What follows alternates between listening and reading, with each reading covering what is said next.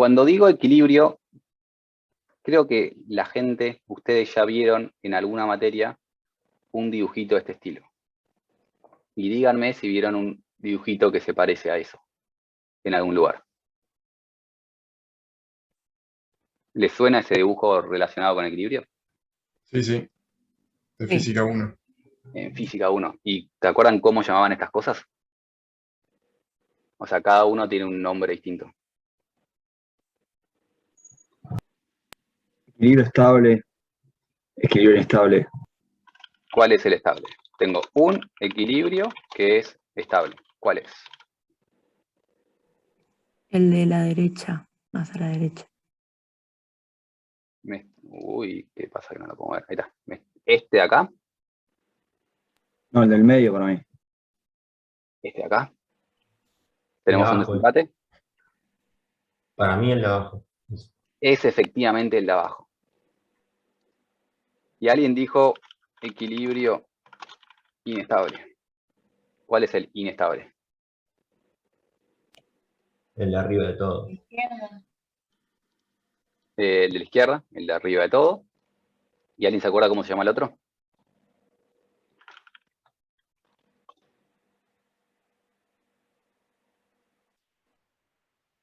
No es ni estable ni inestable. Es un nombre intermedio. Tiene dos términos. El más común es indiferente, pero hay libros donde aparece como metaestable, que me parece un nombre medio complicado, pero bueno, es el nombre que le dan. ¿Y qué significa todo esto? Pará, el puntero sí lo ven, ¿no? Estoy viendo ahí el costado, que si hago así... Dice tu Sí, sí. Ah, bien. Esto, ventajas de poder ver mi pantalla. Si voy con el lápiz no me ven, si voy con el mouse, sí, bien.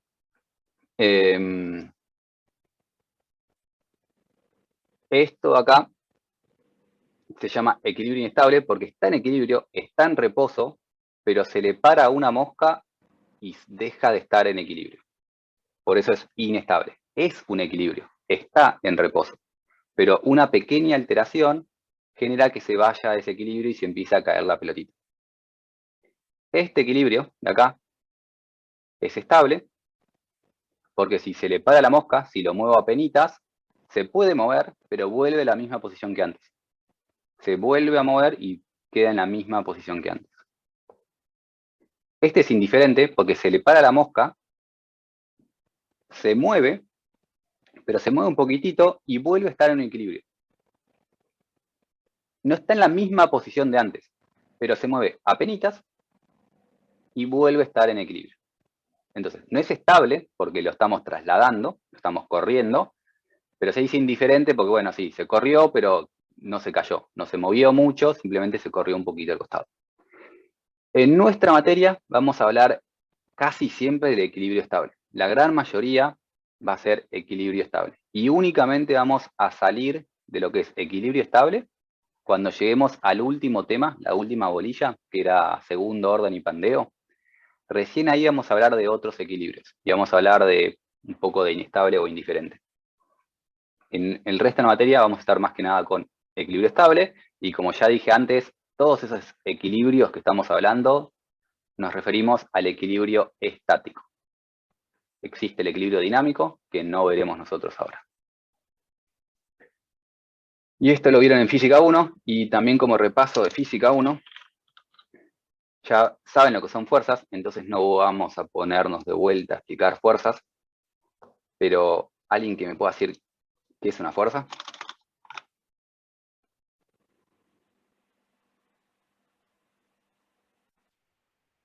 Masa por aceleración. Masa por aceleración es una muy buena definición de fuerza. Y si no se acelera mi cuerpo, ¿no hay fuerzas aplicadas?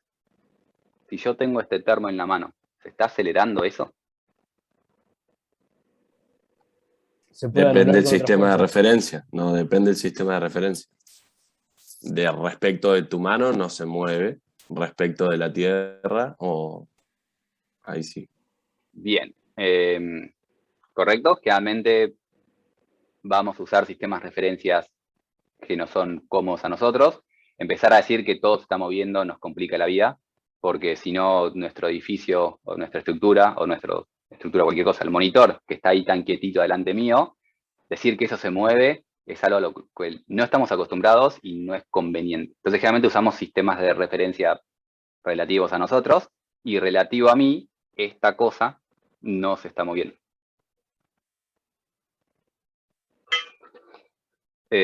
Aclaración innecesaria, vamos a estar en física newtoniana, obviamente. No vamos a hacer cosas raras en esta materia. Es una Entonces, magnitud, ¿no? ¿sí? ¿Me gusta? Magnitud, la palabra magnitud ya de por sí me gustó.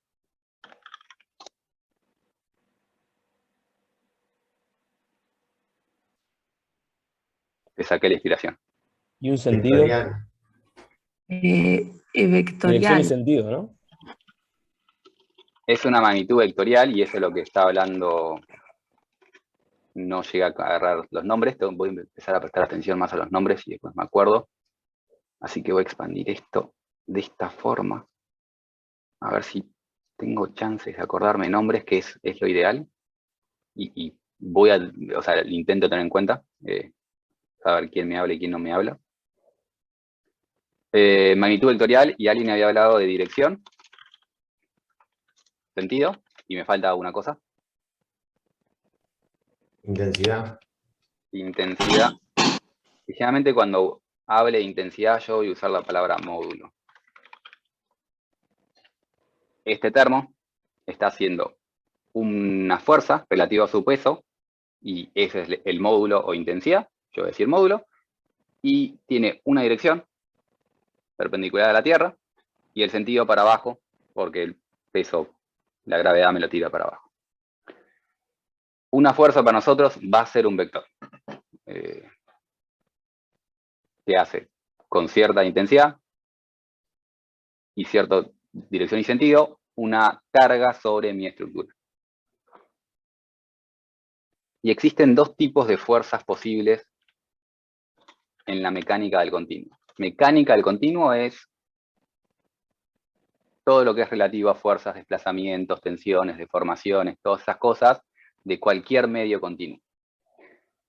Aplica a fluidos, no lo vamos a ver en nuestra materia, pero no. El término mecánica del continuo es el término general para todo eso. Fuerzas, tensiones, deformaciones. Se van a escaparme palabras que no son de esta materia porque medio que me dedico a todo esto y a veces uso palabras que son raras. Si digo algo que no se entiende, me interrumpen. Y es tipo,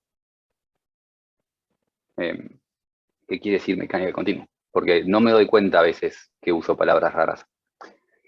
Francisco me pregunta, ¿cuál es el título tema de clase entonces? Perdón, no llegué a escuchar. Voy a intentar ponerte títulos más claros. En este momento, repaso. Esto es repaso. Es comienzo estática. Empezamos con un repaso de fuerzas, vectores, equilibrios, cosas. Y dentro de un segundito vamos a empezar con ya estática más en serio. Bien, estábamos hablando de fuerzas. Y habíamos dicho que era una magnitud vectorial. Habíamos dicho que tenía dirección, sentido, intensidad, módulo.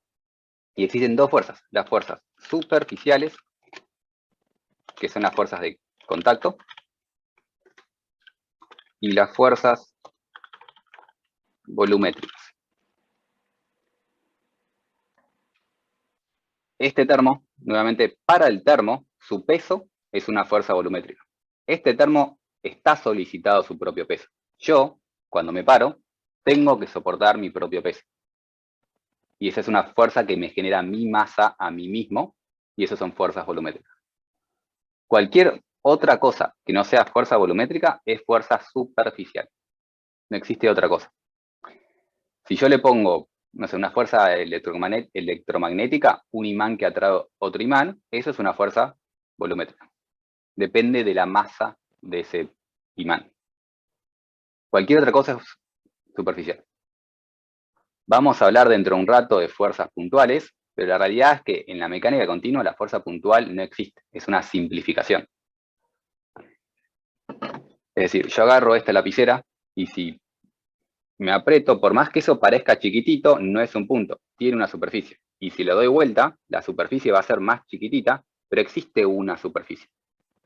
Formalmente, cualquier contacto, y por eso dice contacto, cualquier fuerza que aplico porque algo toca otra cosa, se toca en cierta superficie. Si esa superficie es lo suficientemente chica, podemos hacer la simplificación de tomarlo como una fuerza puntual. Pero formalmente existe una superficie. La simplificamos a una fuerza puntual. Y no existe más que eso. Si la fuerza es algo que toca algo, es superficial. Inclusive el viento es una carga superficial. El viento sobre una pared aplica una fuerza de contacto de las partículas del aire empujando esa pared. La pared tiene aparte un peso propio, que es una fuerza volumétrica. Y no tenemos más que estas dos cosas. Peso propio o fuerzas de contacto. Y ya que estamos hablando de fuerzas, y las fuerzas son vectores, hablemos un poco de vectores.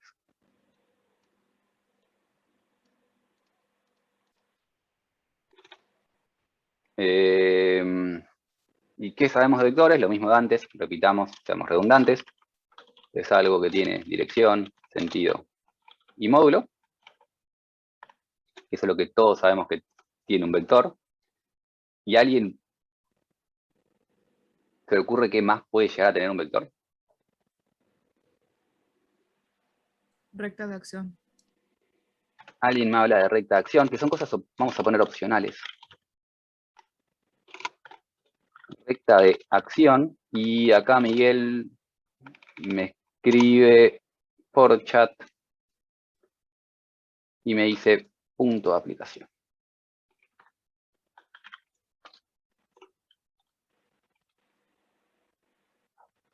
No todo vector tiene recta de acción o punto de aplicación. Vamos a poner un no.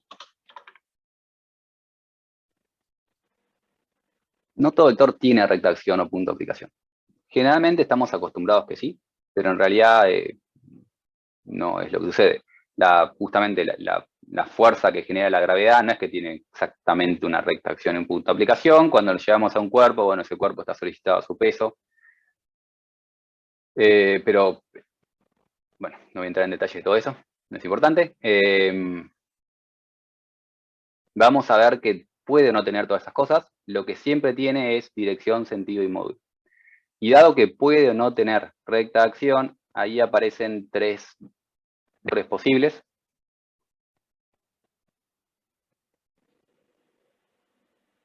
Dependiendo de si tiene esas cosas o no. Llamamos a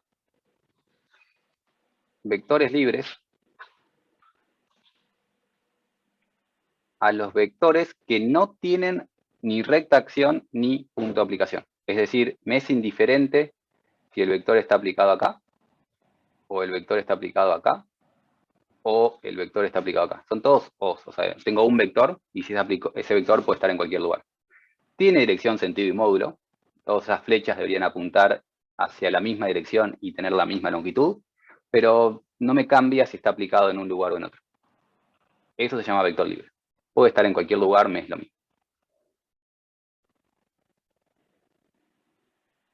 El segundo tipo de vector que puedo tener es un vector con recta de acción. Y los vectores con recta de acción se llaman vectores axiles o vector axil. Axil quiere decir eje, tiene un eje, y los vectores axiles me va a dar lo mismo si está aplicado ahí o en cualquier lugar de su recta de acción. Me es indiferente si está aplicado en cualquiera de esos lugares. Por último, tenemos los vectores que sí tienen punto de aplicación, que se llaman vectores aplicados, vector aplicado, que es un vector donde necesariamente tiene que estar aplicado en ese punto, y si lo muevo, me cambia el efecto que genera. Entonces pueden ser o libres, o axiles, o aplicados. Siempre con dirección, sentido y módulo. ¿Preguntas hasta acá?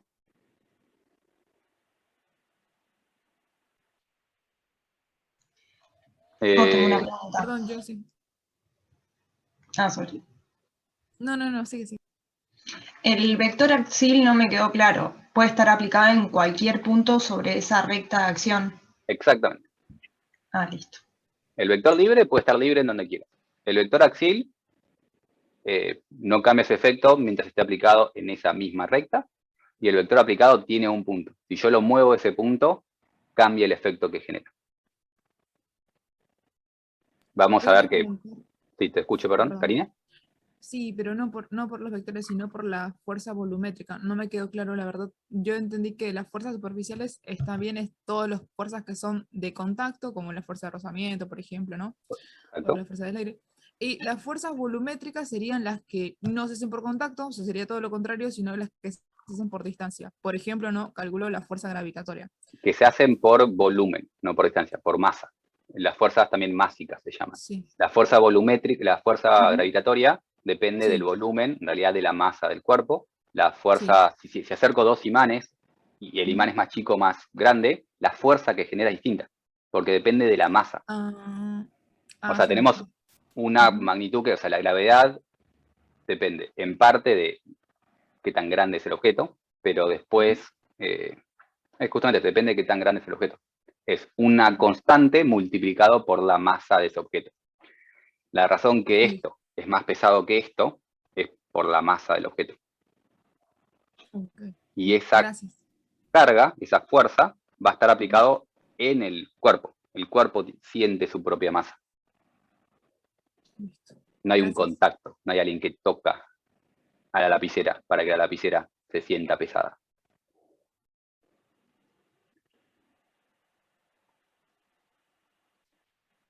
¿Por nada? ¿Alguna otra pregunta o avanzamos? Sí, una pregunta. El vector axil no cambia, digamos, sus propiedades si se mueve sobre una misma recta, pero el vector aplicado, si yo lo dejo sobre el mismo punto, bueno, lo mismo, tiene sus propiedades, pero si yo le cambio el sentido, en vez de apuntar hacia la derecha, apunta hacia la izquierda, sigue siendo la misma fuerza. Bien, acá me estaba preguntando Ignacio, te aviso por las dudas que tenés el micrófono muy bajito, y por eso puse mi cara de concentración que miro hacia el infinito e intento escucharte. No sé si todo el mundo llegó a escuchar, Ignacio preguntaba si cambiaba la dirección, me cambiaba el efecto. Y eso aplica a cualquier caso.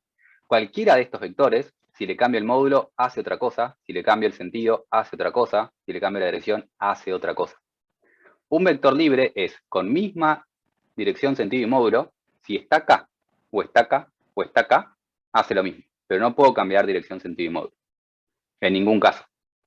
Solo depende de dónde lo aplico o no. Libre, puedo aplicarlo en cualquier lugar. Axil, puede estar acá, o puede estar acá. Lo corrí en su recta de acción y me hace lo mismo. Y el aplicado está acá y lo dejo ahí. Si lo muevo de ahí, me hace otra cosa. Pero siempre, si le cambio el módulo, sentido y dirección, cambia el efecto que hace. Vale, gracias.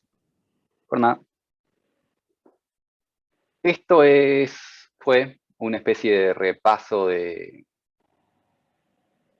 cosas que vieron en física y vamos a usar nosotros. Y ahora sí entramos dentro de lo que es estática. Y dentro de lo que es estática vamos a hablar de hipótesis, principios y leyes. No sé qué título darle, no pensé títulos. Me olvido que a la gente le gustan los títulos, porque ordena la clase y tiene sentido. Hipótesis, principios y leyes, para poner un título general a todo esto. Lo anterior había sido repaso. Y algunas cosas de estas hipótesis, principios y leyes van a seguir siendo repaso porque ya las escucharon en muchos lugares. Pero estos son las hipótesis importantes para nosotros. Y la primera es la hipótesis de cuerpo rígido. Creo que esto también lo ven en física. Y digo creo porque nuevamente esta materia es nueva y tengo que aprender qué saben ustedes. ¿Vieron la hipótesis de cuerpo rígido? Sí, sí. Sí. Sí. ¿Alguien me puede definir qué es la hipótesis de cuerpo rígido? Que no varía la distancia entre los puntos del cuerpo. Que no varía la distancia entre los puntos del cuerpo. Esa es una buena definición. Mi mente iba a decir que el cuerpo es indeformable, pero tal vez no es una indeformable. Tal vez no me dice nada. Una mejor definición es la que dijeron acá, que no varía la distancia entre dos puntos del cuerpo. Es decir, tengo un punto A y un punto B, y entre ese punto A y un punto B hay una distancia. A ese cuerpo le voy a poner un conjunto de fuerzas, que pueden ser fuerzas distribuidas, fuerzas volumétricas, lo que fuese. Le pongo un conjunto de fuerzas en un montón de direcciones, y después de aplicar esas fuerzas, las distancias antes de aplicar la fuerza es igual a la distancia entre el punto A y B después de aplicar la fuerza.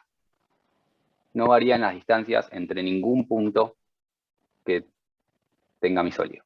Y eso es deformación. Después lo vamos a ver en más detalle. Pero cuando hablemos de deformación, vamos a hablar que varía la distancia que hay entre dos puntos del cuerpo.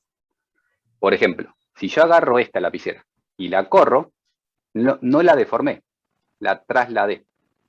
En cambio, si agarro este mate de silicona y hago esto, ahí deformé el mate de silicona. Cambió su forma. Cambió la distancia entre los puntos. Eso es deformación. Eso va a ser deformación. Esto va a ser simplemente traslación de cuerpo rígido.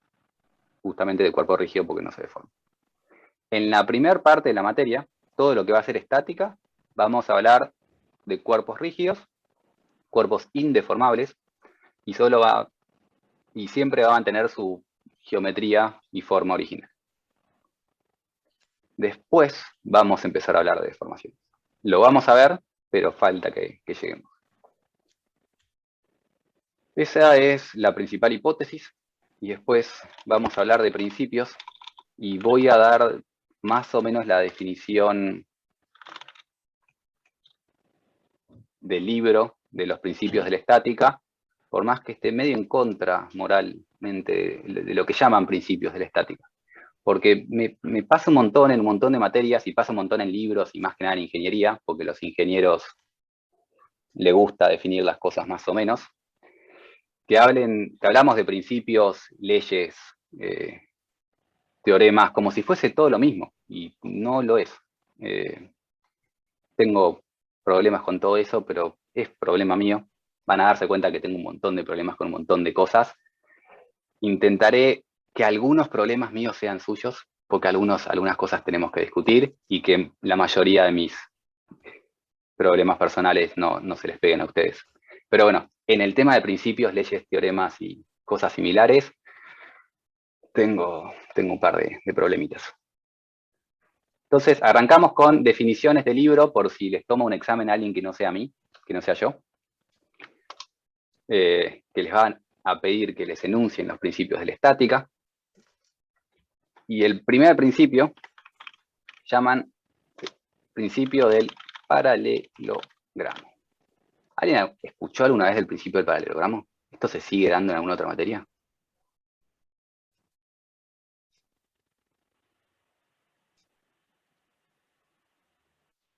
Asumo que la falta de respuesta son nos. Realmente cuando alguien dice sí. Yo lo conozco cuando se hacía la suma de vectores. De Eso. álgebra. ¿En álgebra siguen hablando del principio del paralelogramo para suma de vectores? No me acuerdo si era el principio. ¿Regla del paralelogramo es lo mismo? Era o es regla. otra cosa? Regla es una mejor palabra, porque principio tiene un costo en el significado mucho más importante. Esto no es un principio, es una definición de cómo sumar vectores. El principio del paralelogramo es cómo sumar vectores.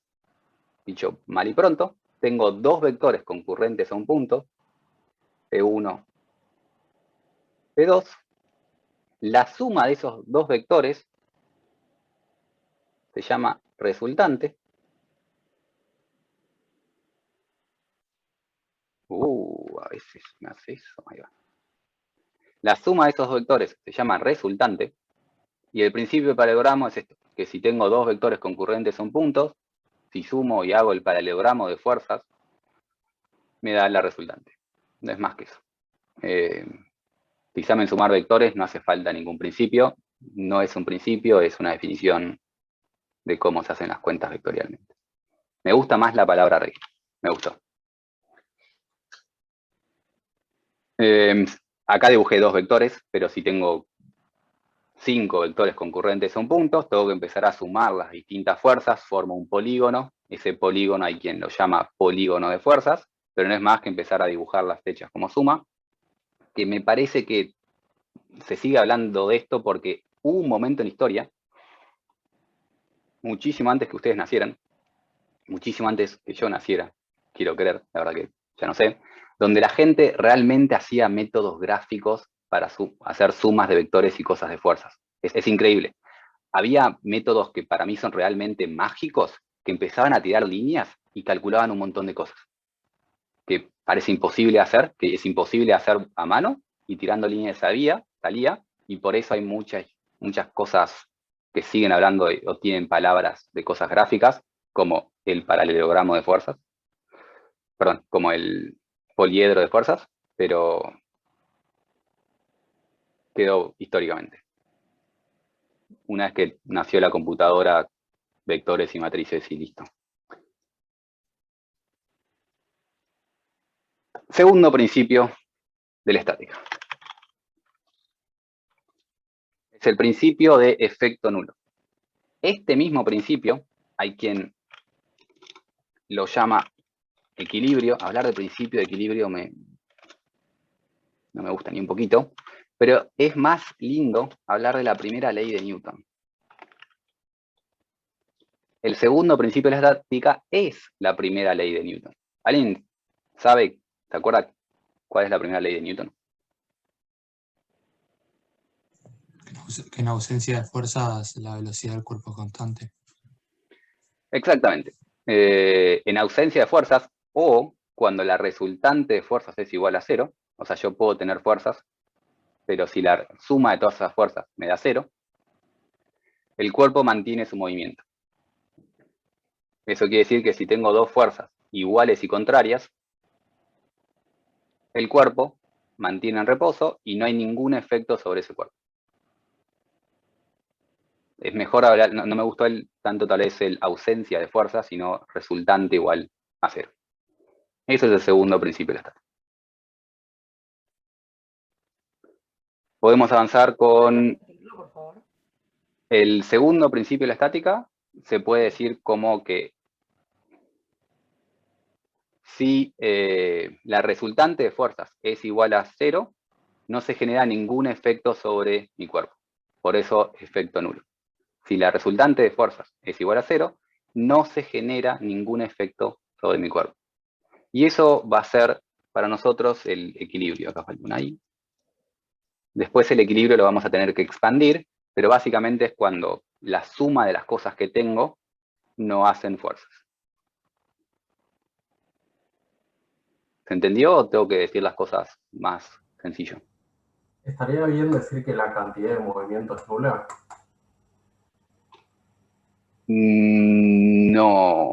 No, porque la cantidad de movimiento es fuerza por masa por velocidad. Mi cuerpo se puede estar moviendo con velocidad constante.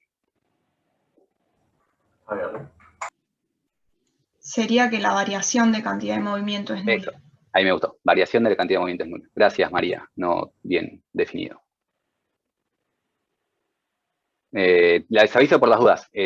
Todas esas definiciones son súper correctas y ustedes vienen de física y saben más física que mucha gente que les va a querer explicar cosas y va a haber un problemita. Intenten también entender la forma que se habla en esta materia de las mismas cosas que ustedes ya saben, porque si llega, o sea, esta materia les sirve a ustedes más que nada porque si en un momento van a algún tipo de obra o van a algún tipo de cosa y tienen que hablar con un ingeniero, tienen que poder comunicarse con esa persona. Me estoy yendo un poco de la materia, del tema que estamos viendo, pero van a estar en una fábrica. Se va a caer algo y van a llamar a alguien que lo arregle o quieren agregarle un tanque a cierto lugar.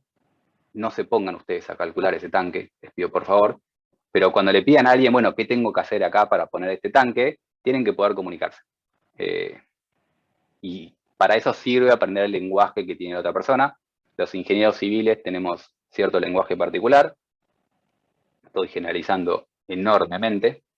Pero bueno, parte de la materia es aprender cómo hablamos de esas cosas. Y digo enormemente porque los ingenieros civiles, como si existiese una cosa que fuese ingeniero civil. Yo creo que hablo con la mayoría de los ingenieros civiles y no me entiendo porque tengo un lenguaje más científico que otros. Parte de mis problemas de mi vida. Pero bueno, cantidad de movimiento, variación de cantidad de movimiento es nulo. Esa es la definición de equilibrio. Tercer principio de la estática. Y voy a mi machete para ir en orden. Que es el principio que tiene el peor nombre del mundo porque es inentendible. Y voy a escribir el título. El título ese de principio de transmisibilidad va a tener sentido dentro de un rato. Lo que tiene más sentido es describir el principio y no ponerle un nombre, que es, si agrego un Perdón, dice transmisibilidad, es transmisibilidad. perfecto. Gracias, Juana. Transmisibilidad. Si agrego un sistema nulo a un cuerpo, vamos para abajo, el estado de movimiento, no cambia el estado de movimiento, vamos a poner, o el estado de movimiento no cambia, no modifica el estado de movimiento del cuerpo. Lo cual tampoco es un principio, es fácilmente demostrable. Esto quiere decir que si tengo un cuerpo donde tiene una resultante, si a ese cuerpo le agrego un sistema nulo, por ejemplo ese, no estoy modificando el estado de movimiento. No estoy modificando el efecto sobre ese cuerpo que tenía. Claramente de principio tiene poco. Perdón, Sí, sí. ¿con sistema te referís a un sistema de fuerzas nulo o a qué te referís con sistema nulo? Sistema de fuerzas, sí. Después vamos a hablar bien qué es un sistema de fuerzas, pero sí, esto acá es un sistema de fuerzas. Sería que las fuerzas se anulan. Las fuerzas, o sea, yo voy de vuelta. Sistema, voy a hablar del sistema de fuerzas. Tienes razón, tal vez tendríamos que aclararlo. Si agrego un sistema de fuerzas nulo. Sistema de fuerzas es la sumatoria de las fuerzas que tiene mi cuerpo. Lo llamamos sistema para ponerle un nombre. Y lo que nos dice al principio entonces es, tengo ese cuerpo que tiene esa fuerza, tiene esa resultante. Ese cuerpo, como tiene una resultante, tiene un estado de movimiento, se está acelerando, se está trasladando, algo le está pasando. Y si yo a ese esfuerzo, a ese cuerpo, le agrego un sistema nulo, o sea, un nuevo sistema de fuerzas cuya resultante es cero, no altera el estado que tenía antes. Esto, tal vez es más ordenado de esta forma, ese cuerpo es lo mismo. Y ahora, con la magia de esto, me hago una copia. Así me queda exactamente el mismo dibujito. ¿Qué es? Al agregarle a mi sistema nulo, no modifico el estado que tenía mi cuerpo. Le agregué algo con resultante cero, y esto en realidad es una derivación del principio anterior. Es decir, este de acá. Si yo sabía que una resultante igual a cero no cambiaba el estado del movimiento, agregarle algo que tiene cero no cambia el estado de movimiento. Por eso mis problemas de llamar a eso un principio me resulta medio extraño. Pero es común que se hagan estas cosas. Igual el tema de principios y leyes es extremadamente arbitrario. ¿Se entendió hasta ahora estos tres? ¿Alguna pregunta pendiente? Perfecto, gracias. El cuarto es, y último, principio de acción y reacción. Que esto lo conocen como segunda ley de Newton. Ya la deberían conocer. Siempre que le hago una acción sobre un cuerpo, recibo una reacción yo. Si yo tengo la lapicera y le empujé, le estoy poniendo una fuerza a la lapicera, pero la lapicera me está poniendo una fuerza a mí.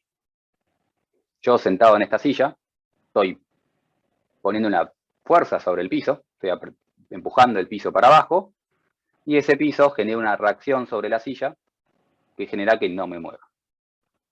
El principio de acción y reacción sí lo conocemos. Lo ¿No es la conocen como tercera segunda. ley? Ay, sí, tercera. Gracias. La segunda es la que estamos discriminando porque no estamos con sistemas dinámicos. La segunda ley es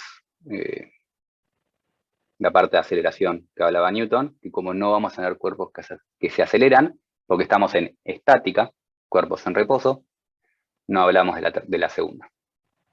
Gracias, muchísimas gracias por la corrección, y eso es por no leer mi machete. La tercera ley de Newton. ¿Preguntas de principios de estática?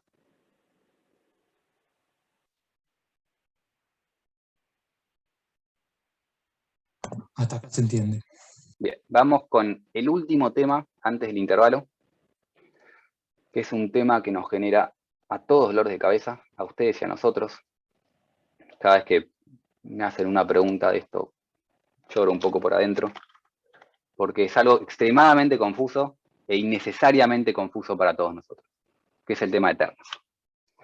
Hasta ahora todo el sistema de ejes que estuve hablando es con terna derecha. Voy a dar casi la totalidad del curso de la teórica con terna derecha. Lamentablemente, no todos los docentes usan terna derecha, lo que les va a generar un problema de cabeza a ustedes, a nosotros, a todos. Les puedo asegurar que en algún momento de este curso vamos a sufrir con ternas. Ténganlo seguros. Teniendo esos seguros y convencidos de que lo vamos a hacer, podemos avanzar con lo que son ternas. Y primero avanzamos con sistemas espaciales,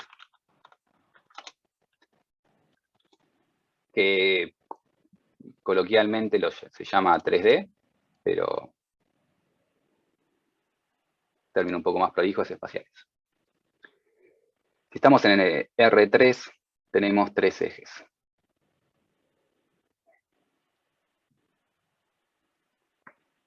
Y podemos llamar esos ejes como querramos. Tenemos que entender que el efecto sobre algo no puede depender de mis ejes. Esos ejes son totalmente arbitrarios. Alguien puede armar toda la materia llamando los ejes 1, 2, 3, o J, K, L, o María, Tomás y Marta, y de alguna manera podemos armar un sistema coherente con cualquier nombre que le ponemos. El efecto no cambia, lo que le pasa al cuerpo no cambia, porque la estructura no conoce matemática, el efecto sobre la estructura no puede depender de nuestra matemática. Lo que sí conoce matemática son los números.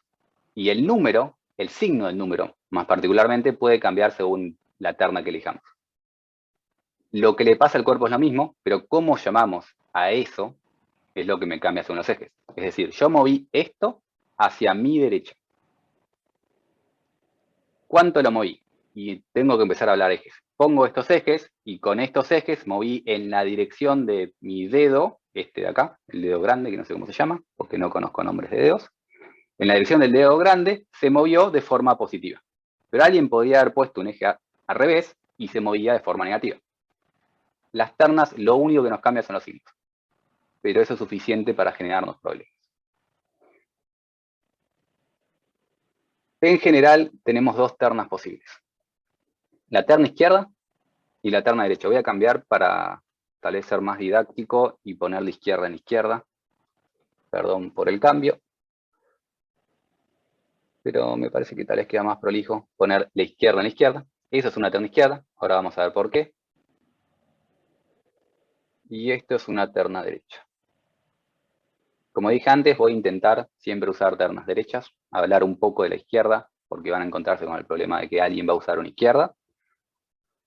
Pero es lo mismo, es cómo nombramos a nuestros ejes y cómo ordenamos nuestros ejes, la diferencia entre izquierda y derecha. Esto es izquierda y esto es derecha. Esperemos que con el tiempo aprenda a escribir en este programa.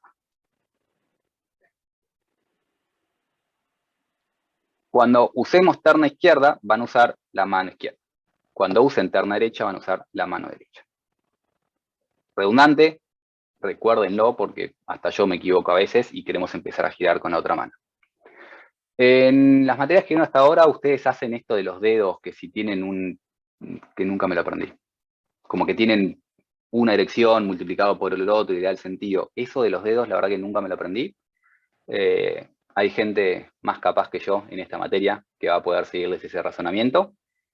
Yo lo que hago es, como siempre, la gente le gusta ponerle nombres a las cosas, lo que llaman la regla del tirabuzón. Clave. No sé por qué lo llamamos regla del tirabuzón. Que es agarrar la mano que querramos y empezar a girar de esta manera. Ya no son 3 dedos, es una mano así y gira. Y si estamos en terna izquierda, vamos a agarrar la mano izquierda. Y siempre giramos, para saber cuál es el signo positivo, giramos de X a Y, de Y a Z, de Z a X. Entonces, si yo giro en la terna izquierda de X a Y, es esto. Eso es un giro positivo de X a Y. Como es de X a Y, es un giro alrededor de Z. Agarramos la mano izquierda y vemos efectivamente que si yo giro de X a Y, el pulgar apunta en Z positivo. Y ahora me gustaría que todos ustedes estén haciendo esto con la mano. Tienen la ventaja de que están en su casa y la mayoría no los ve, porque siempre cuando hacíamos estas cosas en clase, por una razón a la gente le daba un poco de vergüenza y estaba haciendo así, en el cuaderno medio se las escondías. Lo pueden hacer un poco más libre, inclusive si son como yo y sacan la lengua, pueden estar haciendo para entender esas cosas. Por favor, muevan las manos, métanle un poco de cuerpo a esto y no hagan cuentas, porque la idea es entender lo que le pasa. Entonces, izquierda, de X a Y, Z positivo. De Y a Z, giro alrededor de X positivo. Y hacemos así con la mano, de Y giramos hacia Z, apunta en dirección X positivo. De Z giramos hacia X y me da el giro alrededor de Y positivo. Y esos son positivos para esa terna que elegí. Pasamos a la terna derecha. La terna derecha es lo mismo. Giramos de la misma forma, el tema es que cambiamos el orden de nuestros ejes. Sigue siendo de X a Y positivo, eso no nos cambia nunca. Pero fíjense que ahora de X a Y es de esa forma. Y entonces agarramos la mano derecha, porque estamos en terna derecha, giramos de X a Y y me da el Z positivo. Y ahí me equivoqué con el subíndice. Giro alrededor de Z positivo. Hago así, Z positivo. Seguimos girando.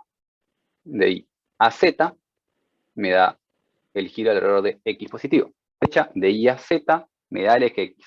Es efectivamente terna derecha. De Z a X me da un giro alrededor de Y. Llevamos de Z a X y me da el giro alrededor de Y. Es consistente. Fíjense que si yo agarraba la mano derecha en la terna izquierda e iba de X a Y, me quedaba para abajo. Entonces está mal. No puedo usar la mano derecha con terna izquierda, me van a dar mal los signos. Lo único que me cambia son los signos. Fíjense que me quedó girando al revés. Entonces, cuando vamos a hablar de un giro o de un momento, algunas cosas van a tener signo al revés. El efecto va a ser el mismo. Simplemente voy a decidir que lo positivo gira para la otra dirección. Ese pequeño detalle va a ser suficiente para generarle 1000 dolores de cabeza. A ustedes y a nosotros, porque después nosotros tenemos que explicarlos.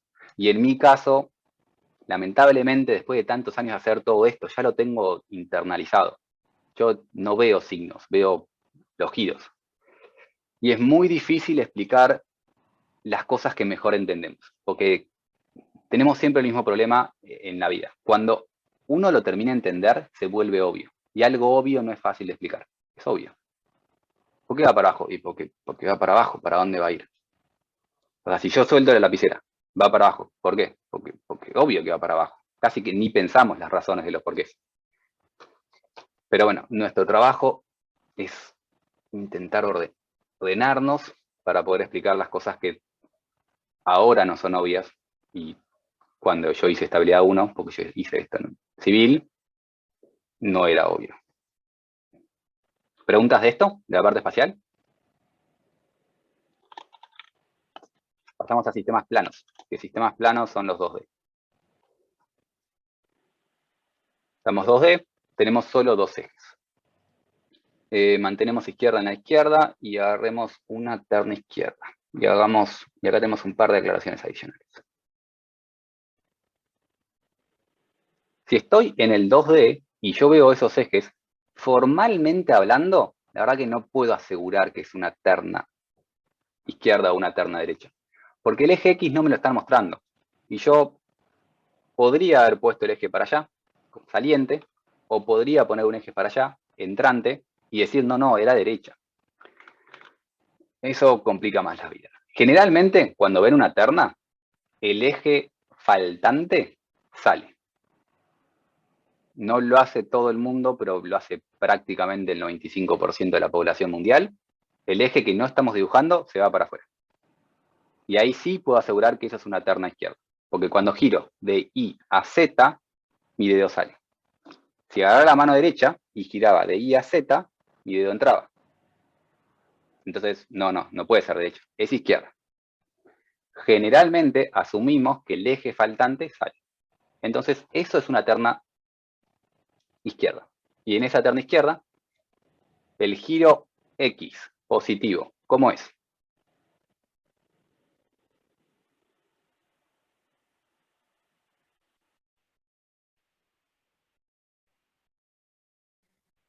Sería de I Darío. a Z. De I a Z, y alguien dijo la palabra horario. Cuando estamos en un plano, podemos hablar de horario o antihorario. No podíamos en el espacio. En el espacio no tiene sentido hablar de horario o antihorario porque respecto a dónde lo estoy mirando. En el plano sí. En el plano puedo hablar de horario y eso es el positivo. Eso es una terna izquierda posible. Existen otras. Porque yo podría, en vez de haber usado ejes Y y Z, haber usado X e Y, por ejemplo esto. Y eso está a la izquierda. Voy de X a Y, sale mi mano. Y de hecho, recién debajo de bambalinas hice así con la mano para decidir cómo era el X y el Y. A la izquierda, X a Y, sale el Z, porque generalmente asumimos que el Z sale. Es una cosa que estamos asumiendo, pero es común. ¿Y cómo es el giro positivo? ¿Y alrededor de qué eje? X ahí en Z positivo sería. Exacto. Me quedó igual que arriba, por suerte. Terna derecha sería armar un sistema de ejes. Me parece que lo más común... o sea, hay 1000 combinaciones posibles de cómo poner algo para que sea terna derecha, ¿no? Creo que lo más común que usan va a ser esto, como terna derecha. X ahí, me sale el Z. X ahí, me da el giro en Z. Me quedo al revés que la terna izquierda. Es simplemente una convención de signos. ¿Preguntas de ternas? Cuando hagamos ejercicios y calculemos momentos, vamos a ver que todavía no llegamos a momentos, pero ya saben lo que es un momento, un torque, una idea ya tienen. Cuando pasemos a calcular momentos, dentro de 15 minutos, vamos a calcular estas cosas. ¿Para dónde está girando mi momento? Porque mis momentos giran. Y para descifrar si eso es positivo o negativo, lo más cómodo va a ser hacer así con las manos y no usar álgebra. O sea, si hacen álgebra bien, las cuentas les da. Pero esta materia no es álgebra. No queremos que aprendan a hacer productos vectoriales. Queremos que aprendan a ver una fuerza y entender lo que está haciendo la fuerza. Y para ver lo que está haciendo la fuerza es más fácil hacer esto. Es decir, tengo mi lapicera. Le aplico una fuerza acá. Esta fuerza acá, ¿qué le está haciendo a la lapicera? Está intentando hacer un torque así, un momento así. ¿Lo ven? Lo que está intentando hacer la fuerza.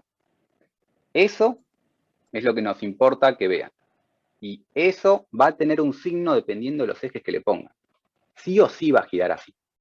Pero este giro va a ser positivo o negativo según un sistema de ejes que ustedes deciden arbitrariamente.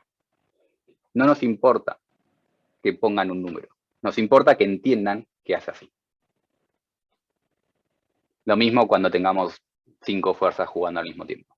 Intentar entender esas cosas. Y para eso sirve hacer así con la mano. Por más ridículo que parezca la regla del tirabuzón, aparentemente es una regla, estar haciendo así con la mano ayuda un montón a entender la primera parte y lo que viene después. Porque el momento que está haciendo así, esto que está haciendo así, genera algo en mi estructura, adentro de mi estructura, que vemos en resistencia. Y ayuda a empezar a hacer así con la mano. No ayuda a tener un signo bien. Un signo es un signo. Esto es algo físico. Tengo mi lapicera, aplico una fuerza para abajo. Gira así. ¿Cuál es el signo? Menos importante que entender para abajo y así.